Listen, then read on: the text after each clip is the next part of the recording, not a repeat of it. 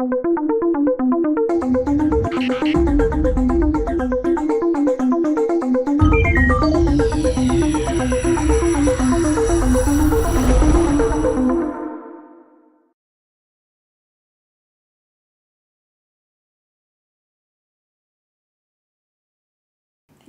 voilà, alors aujourd'hui, on va donc rencontrer deux personnalités. C'est une interview un peu particulière puisqu'elles sont sœurs. Et non seulement elles sont sœurs, mais elles sont jumelles. Et en plus, elles travaillent ensemble en aller-retour entre l'écriture, la traduction, la réflexion sur la littérature vietnamienne contemporaine. Donc voilà, dans un premier temps, je voulais un peu qu'on aborde des questions de biographie, de vos origines à toutes les deux, de où est-ce que vous êtes nés, comment votre enfance s'est déroulée, et aussi par rapport aux questions linguistiques, bien entendu. Je suis née pendant le premier bombardement américain de Hanoï. Mes souvenirs d'enfance sont remplis des hurlements de B-52. Mais heureusement, Thi et moi, on a un père génial. Notre père était professeur de maths dans une fac de Hanoï. Et c'est un homme extravagant et Ah bon? oui, et amoureux, très original. Et amoureux et amoureux de la culture française. Vous voyez, pendant que, par exemple, à 8 ans, il a décidé que Thi et moi, on suit des cours de français. Pendant que les autres enfants, je crois qu'ils souffrent de la faim, tout ça. Mais nous, voilà. Oui, mais alors pour resituer le contexte à l'époque, donc on est à quelle époque quand tu as 8 ans? À 8 ans, c'est au début des années 80, tu vois. Ouais. Ouais. Donc à l'école, on apprend le russe plutôt. On apprend le russe. Le Voilà. Vietnam, c'était le petit frère dans le camp socialiste. De l'Union soviétique. L'Union soviétique, c'était le grand frère. Donc la langue russe était obligatoire à l'école. Et notre père a fait des études de mathématiques entre 1970 et 1900. Il est de quelle génération, votre père? Oui. Il est né en 1939. Et donc, il est parti en Roumanie pour faire des études de mathématiques. Il connaît bien c'était l'époque l'élite vietnamienne de à l'époque, D'accord. surtout l'élite du Nord a été formée beaucoup dans les pays de l'Est. Hein, bien sûr. Bien. Voilà, donc notre père, sans être francophone, il nous a fait découvrir la littérature française. Donc très vite, on a lu Eugénie Grandet, La Chartreuse de Parme. Sans doute, c'était nos premiers romans. Hein, Et après, à Saigon, parce qu'elle a été promue à Saigon, elle était à l'école normale supérieure de Saigon. Et c'est à Saigon qu'on a découvert d'autres auteurs qui n'ont pas été traduits dans le Nord. Vous voyez, Camus, Sartre, François Sagan. Et surtout, ce qui est très intéressant, c'est qu'on a découvert aussi Hemingway, Gogol, les auteurs qui n'étaient pas francophones, mais qui ont été traduits en français. Donc, tu vois, la langue française était pour nous une ouverture sur le monde. C'est ça qui est très intéressant pour nous. Tu t'imagines que c'est un pont vers notre culture. Voilà. Et dans ce Vietnam pur et dur à l'époque, bien sûr, la langue française était pour nous un petit jardin secret. C'était un vecteur d'ouverture. Voilà. Ouais. Mais donc vous êtes nés à Hanoï, toutes les deux? On est nés en banlieue de Hanoï, sous les bombardements. Donc, oui. Et ensuite, vous êtes allés à Saigon plus tard? Et après, on a fait l'école primaire à Hanoï, et après, on est parti à Saigon, où on est resté 3 ans. Mais c'était très important pour nous parce que Saigon à l'époque c'était l'Occident, si tu veux, par rapport à Hanoï, la rouge, la capitale vertueuse. Saigon, c'était la décadence. C'est là où on a découvert la culture. Les romans français, voilà, les romans français ou les romans traduits en français dont Thi vient de parler, on a trouvé, vous savez où, au marché aux puces. C'est vrai? Oui, parce que vous voyez, les Saigonais, pour s'acheter ce qu'il faut manger tous les jours, ils vendent tout ce qu'ils ont à la maison. À la maison, vous voyez, des postes de télévision, des frigidaires, et aussi et aussi les livres occidentaux. Donc vous trouviez de la littérature, la peste, l'étranger de Camus. sur les trottoirs de Saigon. Sur les trottoirs. Ouais. Ouais. Ça coûte rien du tout, vous voyez. Il fallait fouiller. Donc, oui, voilà. Non, Mais c'était plus ou moins clandestin, cette littérature. Enfin, au Nord, elle n'existait pas, donc... Bah, c'est-à-dire, on a appris... Enfin, Au marché aux puces, il y a pas, c'est vrai, il n'y a pas beaucoup de contrôleurs, mais bon, de toute façon, la police vietnamienne, culturelle vietnamienne était incapable de juger parce qu'il ne peut pas lire en français tant que déjà. ce n'est Bon. pas traduit en vietnamien, il n'y avait pas de censure. Oui, puis, Mais bien sûr, on a traduit les textes français, mais plutôt des textes classiques, Balzac, Stendhal, c'était déjà pas mal. Hein. Mais il y avait par exemple... Victor Hugo... Il y a eu, voilà, quand je Oui. pensais à Victor Hugo, il y a eu des ouvrages qui ont été très célèbres, qui ont eu des multiples traductions. Je pensais aux Misérables, Oui. C'était quand même Ça. un best-seller en vietnamien. Oui, oui. Mais Mais comme partout, hein, je crois que Victor Hugo est l'écrivain français le plus lu à l'étranger, avec Alexandre Dumas, sans doute. Mais c'est seulement après que les Vietnamiens ont découvert, assez tardivement, mais bon, au moins les Vietnamiens du Nord ont découvert Camus, Sartre, Duras, Céline, mais entre-temps, ils ont rattrapé le temps perdu. Hein. Ils ont traduit 2 fois L'étranger de Camus. Ils ont traduit, je sais pas, il y a 2 versions de... 4 versions de l'amant, non? 4 versions de l'amant. Ouais. Ils ont traduit Voyage au bout de la nuit, ils ont traduit Proust. Il y a 2 versions de l'ombre des jeunes filles à l'ombre, enfin, à l'ombre des jeunes filles en fleurs de Proust. 2 versions différentes pour te dire que les Vietnamiens aiment la littérature Et ça continue maintenant, même sur la littérature contemporaine française. Oui, ils ont toujours traduit des traductions. tous les Wenbeck. Toine a traduit l'extension du domaine de la lutte. C'est vrai? Oui. Je t'ai lu Oui. Les Vietnamiens adorent Wenbeck. Oui. Et il y a un public vietnamien donc pour la bien littérature sûr, c'est très française important. en traduction. Bien sûr, et surtout, pas n'importe quel. Parce que bon, Marc Lévy a toujours du succès, mais c'est le problème de Marc Lévy. Mais les Vietnamiens sont exigeants. Il est traduit en vietnamien aussi. Oui, Beaucoup. oui, mais bon, c'est comme en France. Hein. Mais ce que je voulais dire que les Vietnamiens sont très exigeants en littérature. On ne lit pas n'importe quoi et on ne traduit pas n'importe quoi non plus. Hein. Je pense que c'est très intéressant de voir un petit peu... Les Vietnamiens, de toute façon, sont toujours sidérés de voir ce que les Français choisissent et lisent de leur littérature en France. Ah oui. C'est toujours des clichés. Et d'ailleurs, c'est un de notre rôle. Toi, c'est écrire, et moi, c'est traduire. C'est pour montrer au public francophone, ce qui est très important d'ailleurs, de montrer les auteurs vietnamiens lus par les Vietnamiens, et pas les clichés. Parce qu'il y a trop de clichés sur le Vietnam en France. Et c'est toujours le même. L'Indochine perdue, l'exotisme, l'Orient éternel, la dissidence, l'exotisme, la chute de Saigon, la chute de Dien Bien Phu, Boat People, tous les clichés qui malheureusement déterminent en France le choix et la traduction des œuvres vietnamiennes. Mais c'est pour ça qu'il faut absolument montrer au public francophone qu'il existe une autre littérature, une nouvelle génération d'auteurs qui ont grandi après la fin de la guerre et qui essayent de représenter un autre Vietnam. Il ne faut pas oublier que la guerre a pris fin il y a presque 40 ans. 75% de la population vietnamienne est née après la fin de la guerre.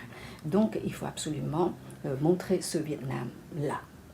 Et il ne faut pas rester dans les clichés, il faut combattre les clichés. Absolument. Le Vietnam, ce n'est pas une carte postale. Même si la baie d'Along est magnifique, le Vietnam, ce n'est plus une guerre, même si le conflit avec l'Amérique a profondément oui, c'est très important parce que c'est vrai qu'en la France, les représentations du Vietnam restent très liées à, comme tu dis, des clichés. Le Vietnam ne se réduit pas non plus à un régime politique, même si les autorités de Hanoï ne sont pas forcément très riantes. Le Vietnam, c'est un... Moi, je préfère dire que le Vietnam est un marché, avec 90 millions de consommateurs. Et bah oui, ça c'est quand même plus intéressant que la carte postale, que voilà. Et ça, c'est un argument formidable. Et le Vietnam, ce n'est plus un village, c'est un pays avec une vraie société de consommation, consommateurs, hein, consommation, avec 90 millions de consommateurs. Et ça, c'est...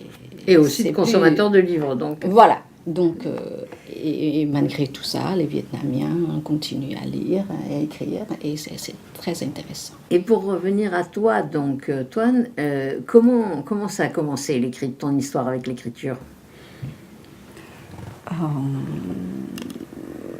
Je crois que j'ai commencé à écrire dès que je suis arrivée en France. Je pense que peut-être au début c'est la solitude, vous voyez, et je commençais à écrire les nouvelles, parce que c'est plus facile. Il n'y a pas d'engagement de longueur, tout ça. Et, mais petit à petit, je pense qu'avec les auteurs que j'avais l'occasion de lire en France, j'ai compris que écrire n'est pas raconter une belle histoire, mais travailler sur la structure, sur l'écriture, sur les mots, sur le rythme. Et voilà, donc j'ai essayé avec les romans. Donc voilà, et c'est comme tu viens de parler, j'essaie de montrer, parce que à moi, il y a toujours deux publics, le public vietnamien et le public français. Et, je pense qu'avec... Oui. Les deux, oui, sont voilà, des objectifs voilà. communs. Voilà, ouais. Et je pense qu'avec le public vietnamien, j'aimerais bien lui montrer une autre France. Vous voyez, la France sans Toi Phaine, sans... vous voyez, Voilà, parce que beaucoup des romans... Il y a des clichés aussi sur la France. Voilà. Du côté vietnamien, j'imagine. Mais beaucoup des romans sont inscrits, se déroulent dans le contexte de la diaspora en France. Donc c'est un choix aussi de montrer aux Vietnamiens du Vietnam. Mais c'est vrai, c'est étrange. Mes collègues vietnamiens qui écrivent à l'étranger, c'est vrai, ils montrent rarement les États-Unis ou la France ou l'Occident. Hein. Eux, c'est plutôt la nostalgie. Ils essaient de raconter leurs souvenirs Du Vietnam. Voilà, du Sud-Vietnam. Vous voyez, d'avant. Donc, voilà. Donc, je pense que pour eux, c'est plus question d'écriture, mais c'est plutôt pour se vider, pour faire les confidences. Vous voyez, c'est Pourquoi pas, si tu veux, mais la littérature, il ne faut pas que la C'est un rapport à littérature la nostalgie. soit réduite à... mais c'est juste pour la nostalgie. Je pense que ça s'arrête très rapidement. C'est pour ça que je ne me suis pas étonnée s'il s'arrête au bout de, je sais pas quoi, une dizaine nouvelles. Et puis ça y est, tu n'as plus rien à raconter. Parce qu'il n'y a plus de... Voilà, ce n'est pas nourri par quelque chose de... Voilà. Et c'est une tendance, ça, dans la littérature vietnamienne produite dans la diaspora? Bah oui, parce que c'est l'exil qui est à l'origine de l'écriture. Je les comprends, mes compatriotes. Écrire pour eux, c'est une façon aussi, comme toi viens de dire, une façon de se vider et d'essayer d'oublier et en même temps se rappeler et des souvenirs. De se souvenir et d'oublier. En plus, ils montrent un Vietnam tel qu'ils connaissaient. Un Vietnam des années, je ne sais pas quoi, 60. Des années D'avant 60, 75. un Vietnamien que les Vietnamiens d'aujourd'hui ignorent. Si tu veux, c'est un Vietnamien fantasmé et par les souvenirs, par l'éloignement, par l'exil, si tu veux. Donc, c'est une littérature nostalgique. Une littérature qui est tournée complètement vers la nostalgie, si tu veux. Et vers le passé. Vers le passé. Tandis que chez toi, C'est autre chose. C'est le choix de C'est le Vietnam d'aujourd'hui. contemporain d'aujourd'hui, vous voyez. Oui, que ce soit le Vietnam voilà. du Vietnam ou le Voilà. Vietnam d'ici, Ouais. Ouais. ça s'inscrit dans le contemporain. Pour moi, ce n'est pas un produit congélateur, vous comprenez. Vous voyez, pour eux, vous voyez, c'est plutôt le Vietnam congelé avant 1975. Et que l'objectif de tous ces écrivains en général, hein, c'est de faire sortir le mouchoir.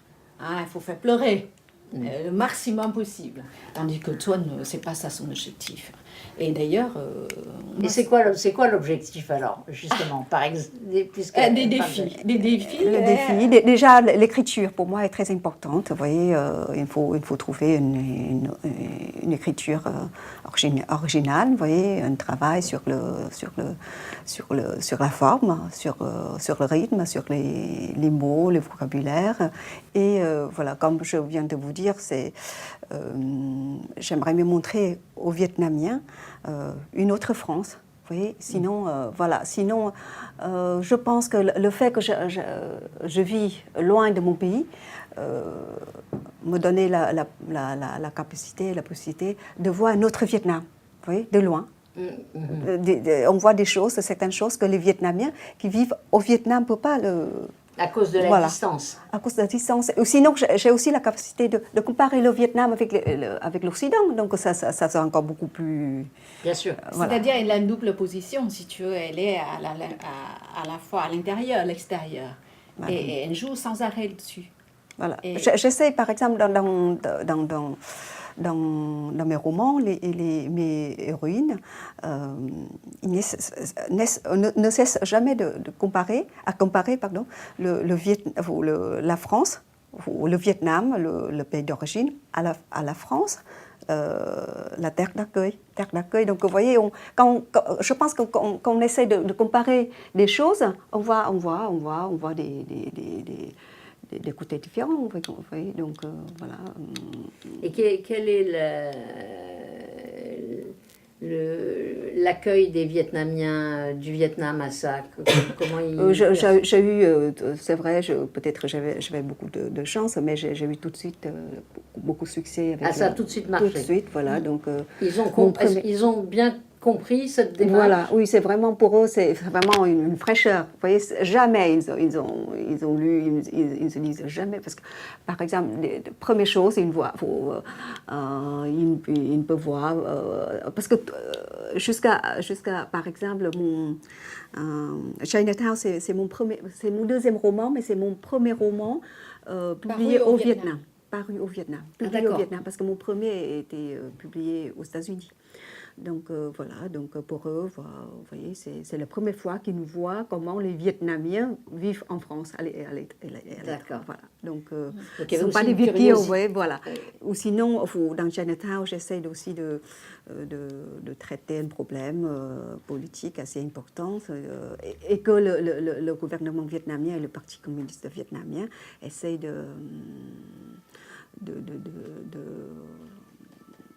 d'oublier, quoi. C'est le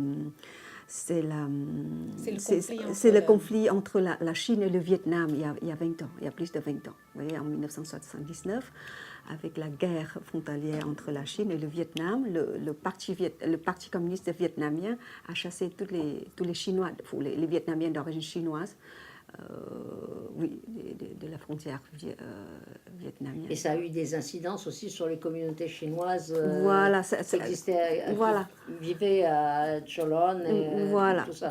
Surtout dans le nord. Ah, c'est surtout dans le nord. Surtout dans le nord, voilà. Mais c'est ça aussi la signification du titre de Chinatown. Hein. Chinatown est d'abord un clin d'œil à Marguerite Duras, parce que Tuan est une très grande lectrice de Marguerite Duras.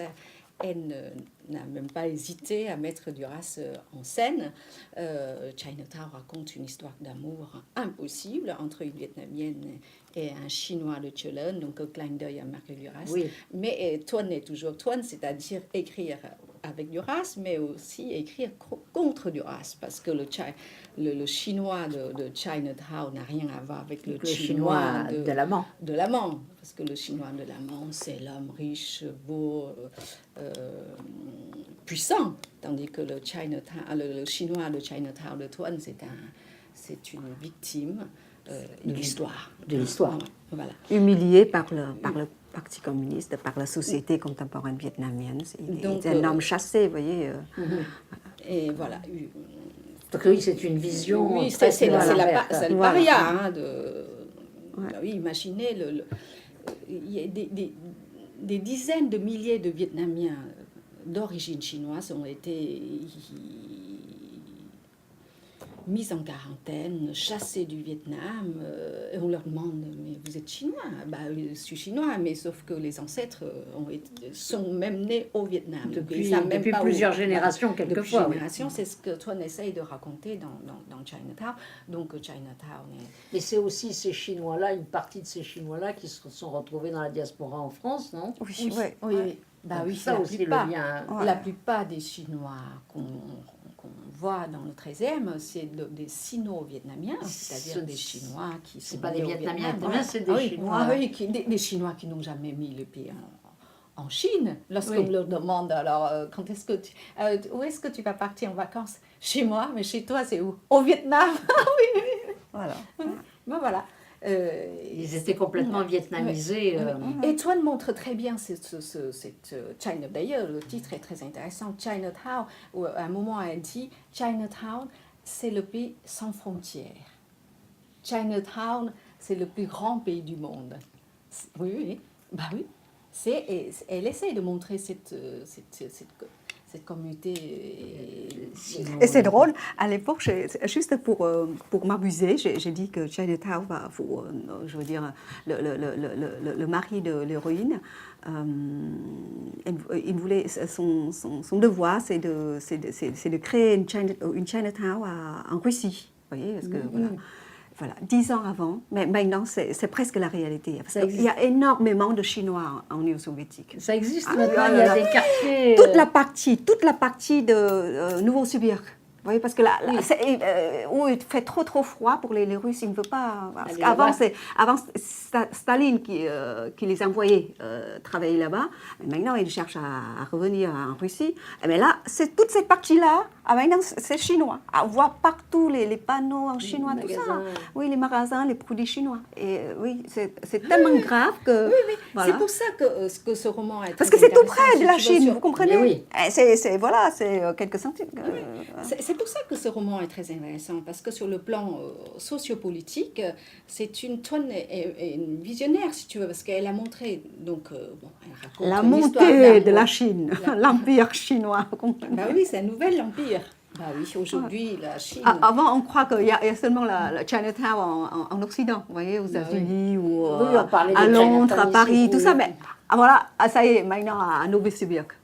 Et puis hier, j'ai rencontré une copine, partout, à Budapest, une amie partout. Colombienne. Elle dit, mais en Colombie, il n'y a que des Chinois aujourd'hui. Voilà. En Afrique, maintenant, il n'y a que des Chinois.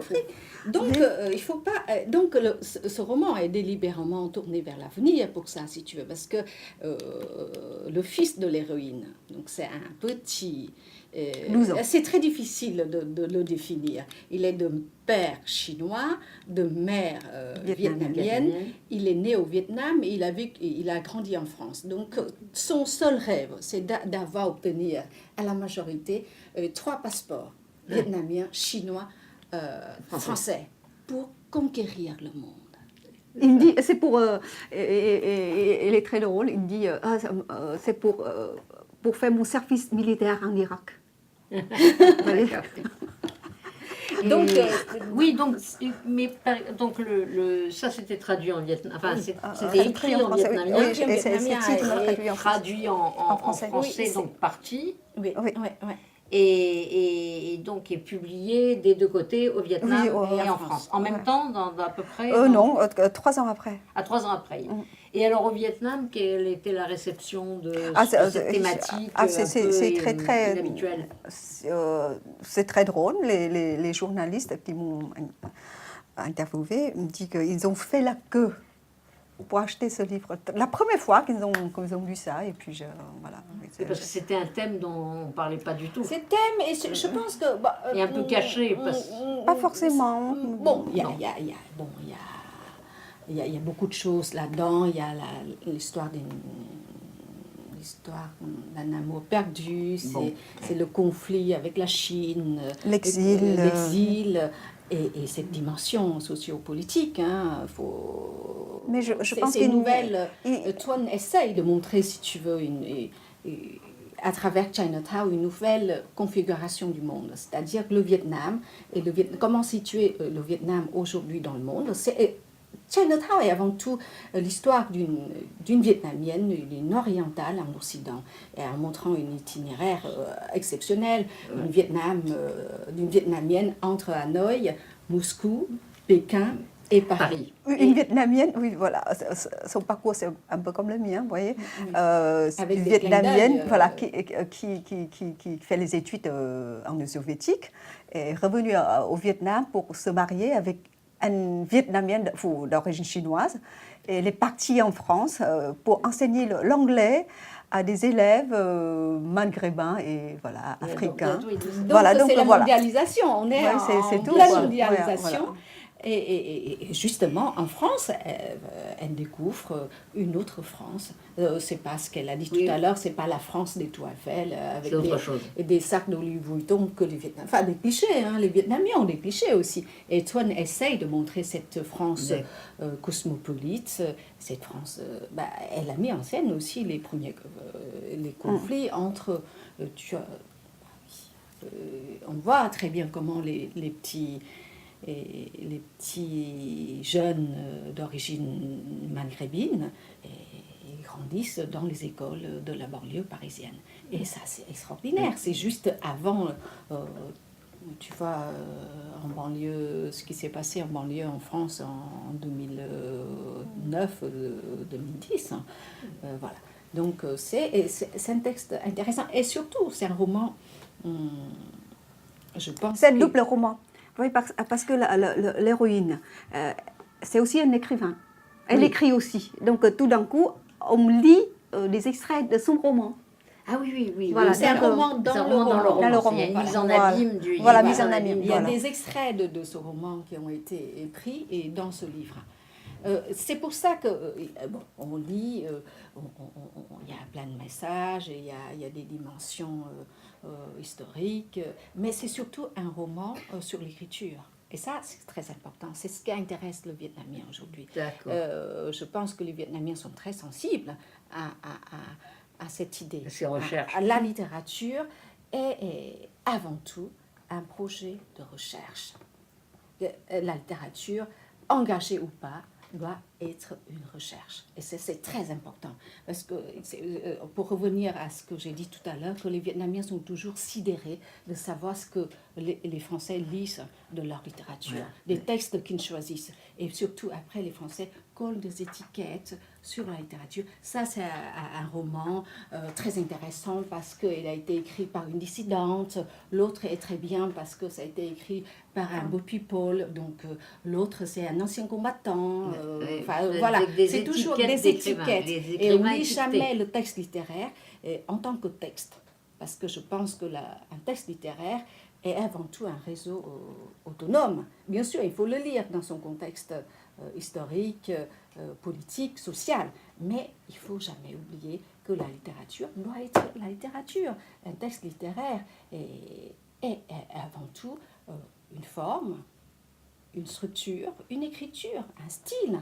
Hein? Et tout ce travail sur la forme, je dis la forme, mais la forme est indissociable du contenu. Hein? Donc, il faut lire aussi, il faut pas oublier qu'un texte littéraire, c'est une œuvre d'art. Hein? Il faut absolument mettre l'accent dessus, et j'insiste beaucoup. Et ce travail d'écriture, donc après Chinatown, il se construit comment? Qu'est-ce qui se passe après donc la réception de ce livre?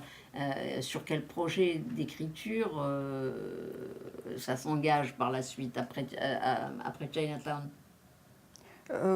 Chinatown, c'est mon deuxième roman. C'est le deuxième. Voilà. Après, j'ai écrit encore 4 romans. Voilà. Donc, parle de ton troisième roman qui a été, qui a été primé par l'Union des écrivains. Ouais.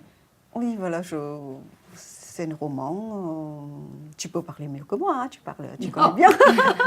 C'est un roman intitulé... Le troisième, c'est le... Non, n'est pas été traduit en français. Ah, d'accord. Il est en cours de traduction, il va sortir en France l'année prochaine. C'est un roman intitulé Paris. Paris, le 11 août. Pourquoi le 11 août? Je pense que tous les Français ont déjà oublié ou négligent cette date, mais vous voyez, le 11 août 2003, c'est le jour de la canicule, la plus importante, qui a tué combien, je ne sais plus, 20 000 personnes âgées en France. Et alors, donc c'est ça, donc je voulais juste rappeler les Français parce que pour moi, vous voyez, parce que l'héroïne est une Française. Oh non, c'est une Vietnamienne qui vit en France. Mais qui vit en France. Qui vit en France. Et son travail consiste à s'occuper des personnes âgées. D'accord. Et à partir de cette date elle est au chômage. Elle est au chômage parce qu'il n'y a plus de vieux. Bon, le début, c'est comme ça. D'accord. Après, après, c'est toujours chez Toine, elle montre du Vietnamien qui vit en France, entre la France et le Vietnam. Donc ça lui permet de ramasser ces thèmes. Et la France et le Vietnam. Et je pense que pour... oui, Norman, c'est vraiment... c'est le choc pour les Vietnamiens, vous voyez, parce que le Vietnamien n'arrive jamais à comprendre pourquoi la France est si faible. Vous comprenez? Bien sûr. Fragile, je veux dire, vulnérable. Et trop fragile, trop vulnérable. Voilà. Mais comment ça se fait qu'un grand pays comme ça, vous voyez, avec... à laisser crever comme ça. On ne peut pas maîtriser une canicule, quoi. Voilà. Et c'est exactement comme ce qui s'est passé avec le Japon. Hein. Le tsunami. Non, le Fukushima. Fukushima. Fukushima, pour le monde entier, comment ça se fait qu'une puissance mondiale comme le Japon n'a pas pu maîtriser, et ça, c'est peut-être aussi, enfin, je ne sais pas, il y a toujours eu au Vietnam, même pendant la période coloniale, quand les Vietnamiens ont découvert la faiblesse relative de la France, ça a toujours été une surprise terrible. Les combattants, quand ils sont venus pendant la guerre, quand la France a perdu la guerre, par exemple, ça a été le ciel qui tombait sur la tête, parce que la France ne pouvait pas perdre. Mais c'est pour ça que j'ai choisi de traduire La douleur de Marguerite Duras. Oui, parce que justement, je voulais montrer au public vietnamien une autre France. La France que Marguerite Duras, d'ailleurs, voulait montrer. La France... pendant la Seconde Guerre mondiale, humiliée par l'armée allemande, la France vulnérable, la France de la misère, la France, à la différence d'autres textes de Duras, on a montré la France coloniale, puissante, toute la Et ça, ces images, elles ont joué historiquement un rôle considérable, parce que les travailleurs et soldats indochinois qui sont venus pendant les deux guerres mondiales, les discours qu'ils ont tenus au retour sur la France ont été très importants, puisqu'ils ont joué un rôle considérable dans la vision de ce qu'était la France réellement et de sa vulnérabilité. Et donc, si elle était vulnérable, elle pouvait être vaincue aussi. Oui. Puis il y a eu aussi la phase de l'occupation japonaise au Vietnam qui a été aussi déterminante, parce que c'est pareil, le Japon est devenu le maître du territoire en très peu de temps. Donc il y a cette dimension de voir un pays qui a une image de puissance, tout d'un coup confronté à quelque chose qui peut paraître petit, la canicule. D'abord au Vietnam, on est dans un pays où il fait chaud tout le temps, donc qu'il puisse y avoir des milliers de morts parce qu'il fait chaud, et quelque chose de très déroutant. Oui, et puis les rapports entre les gens. Tu vois bien qu'après la canicule, les vieux en France sont morts, et la mairie de Paris a mis des semaines à trouver les enfants de tous ces vieux, parce que tant qu'ils ne sont pas reconnus, ils sont par leurs enfants, on ne peut pas les enterrer comme ça. Et Oui, là, alors on voit combien... l'autre dimension, oui, l'autre la dimension dimension aussi, humaine. c'est la place de la vieillesse Ben oui. au Vietnam et en France, Mm. et aussi au changement qui se passe au Vietnam, sans doute sur Et je pense que la prise en charge de finalement, la vieillesse. la vieillesse, actuellement, ça Aujourd'hui, devient... le thème principal du cinéma, de la littérature, Vous voyez? oui, c'est un vrai problème de l'Occident, la vieillesse. Comment gérer la vieillesse? Mais c'est un problème qui commence à être un problème du Vietnam Du aussi Vietnam en zone aussi, urbaine. Voilà. Oui, déjà du Japon. Et au Japon. Au Japon, mais du Vietnam aussi, parce que on n'a pas l'habitude de voir autant de vieux au Vietnam. Il ne faut pas non plus idéaliser, la société vietnamienne est en train de changer. Parce que les jeunes, maintenant, ils ne veulent plus vivre avec les vieux, voilà, les Tandis grands-parents. que la voilà. littérature des Viet Kieu ici raconte tout le temps des légendes du Vietnam. La des solidarité, légendes, l'amour, les machin. contes racontés par nos grands-mères, idéalisés, le culte des ancêtres non, au Vietnam. Il suffit de l'ouvrir à la presse vietnamienne et on voit que Ça les change. Vietnamiens assassinent leur grand-mère tous les jours. Voilà. Peut-être pas tous les jours, mais il y en a, oui. Oui, faut pas idéaliser. Il y a des abandons de vieux Mais aussi ça au se Vietnam. comprend, parce que vous voyez, les jeunes, mais maintenant et avant, parce que comme ils avaient le problème de, c'est pas quoi, de logement, ils étaient obligés de vivre avec les grands-parents, tout ça. Mais maintenant, vous voyez, ils veulent la liberté, vous voyez, voilà. Ils veulent avoir une petite place, se faire une place au Et soleil. puis les vieux vivent plus vieux aussi Oui, au c'est Vietnam ça. aussi. Non, mais c'est normal. Tout ça pour te dire que la réalité est très complexe. Et le rôle de la littérature est justement de montrer prévenir. le Vietnam dans toute sa complexité. Le Vietnam tel qu'il est. Et pas le Vietnam avec d'un côté le bien, le mal, les gens gentils, les gens méchants, enfin tous les clichés, toutes les lectures un peu schématiques comme ça d'une société. Et tout ça, ça mène à rien. Et on continue à vivre dans des espèces de clichés, de poncifs. Et il faut absolument en finir avec ces poncifs. Donc mais c'est aussi un choix à chaque livre de trouver des thématiques comme ça qui éclairent cette complexité, qui est une complexité en France, une complexité au Vietnam, mais dans lequel il y a des échos de l'un dans l'autre. C'est un choix de choisir chaque fois une thématique de ce type. Oui, je pense que... Ou ça vient tout seul. Oui, ça vient pas tout seul, mais en écrivant, ça vient. Mais c'est réfléchi quand même par rapport à, je sais pas, l'actualité, les faits divers, ce qui se passe en France et au Vietnam, le fait de choisir tel ou tel thème. Pas spécialement.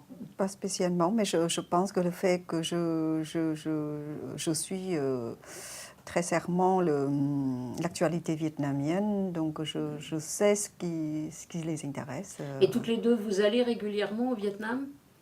Assez souvent. Oui, assez souvent. Et puis maintenant, avec la mondialisation, Avec l'Internet. Avec Oui. l'Internet, puis on voit beaucoup d'amis de passage. Donc. C'est plus du tout. Bon, on a un peu critiqué et les Viet Kieu, mais parce qu'ils ont vécu pendant longtemps dans l'enfermement aussi. C'est sûr.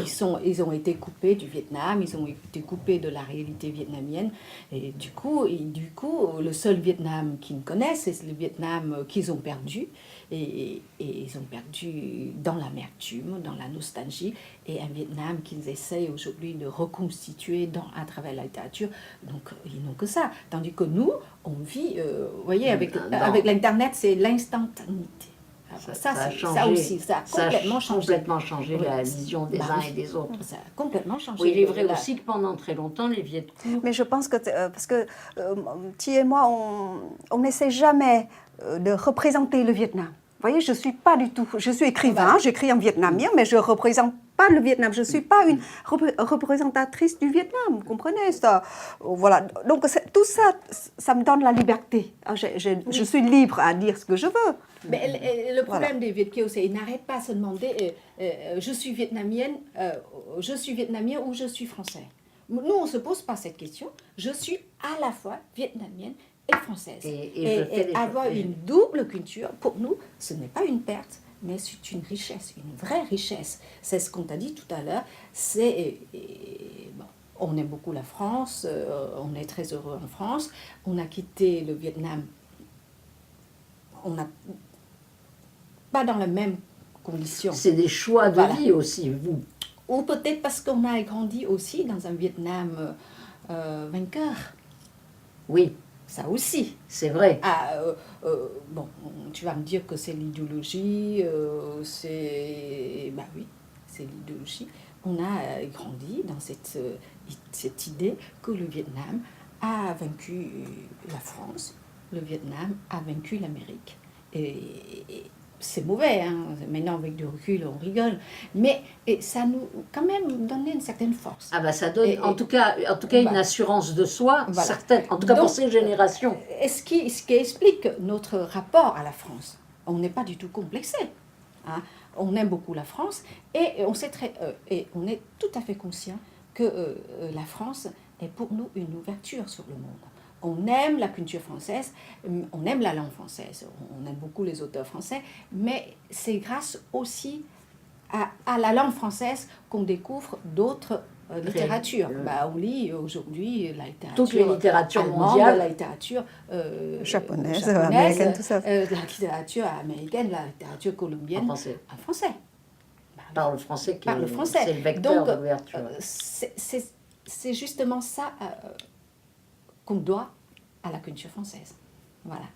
Mais justement, est-ce que le recul du français au Vietnam, c'est pas aussi une perte de ça un peu? Ou non? Non, mais je pense pas. Il faut penser ça. Déjà, c'est vrai que peu de Vietnamiens parlent aujourd'hui français, mais la littérature française est Elle toujours existe. présente. Elle est très présente Très à travers les présente, et tu traductions. vois bien Mais que- je pense qu'apprendre une langue, vous voyez, c'est un choix personnel. Je pense que si un jour la France décide de donner aux étudiants vietnamiens 200 000 bourses au lieu de 200 bourses comme aujourd'hui, il y aura des milliers de Vietnamiens qui vont bah apprendre oui. le Mais non, français. mais dans l'autre C'est sens, tout c'est à fait- pareil. oui. Si tu veux, parce que si on traduit les textes vietnamiens, il ne faut pas oublier que la langue française, enfin les textes vietnamiens traduits en français sont les plus nombreux. Ouais. Il y a beaucoup. Ouais. La langue, c'est le français est la langue, la première langue De traduction. de traduction des textes vietnamiens. Avant l'anglais? Avant l'anglais, avant le russe. Donc, c'est-à-dire quoi? Par exemple, Chinatown a été traduit en français par moi en 2009. En 2010, il a été traduit en hébreu. Bah oui. À partir de ma traduction en français. Mais à partir de Bah oui, mais il y a à partir beaucoup du de vietnamien. beaucoup de lecteurs étrangers, des Italiens, j'ai rencontré un Suédois l'autre jour qui m'ont dit qui m'a dit qu'il a découvert la littérature vietnamienne grâce aux traductions en français. Absolument. Donc la langue française, au moins dans le domaine littéraire, reste une référence très Et elle importante. permet aussi l'accès des Voilà. textes vietnamiens Bah oui. à d'autres pays, oui. bien Bah oui. sûr. Et de gens Donc qui lisent ça en c'est français. très important. Et il faut, En tout cas, en il faut- Europe, sûrement. il faut mettre l'accent sur ce point-là. En fait, c'est très très important. Oui. Bon, ben, je crois qu'on va peut-être arrêter là parce qu'on Ouais. a passé un bon, Ouais. un bon Ouais. moment. D'accord. Et voilà, donc on aura l'occasion de reparler spécifiquement de D'accord. chacun des D'accord. ouvrages. Merci beaucoup à toutes les deux. Merci Dominique. Merci Dominique, c'est très très sympa.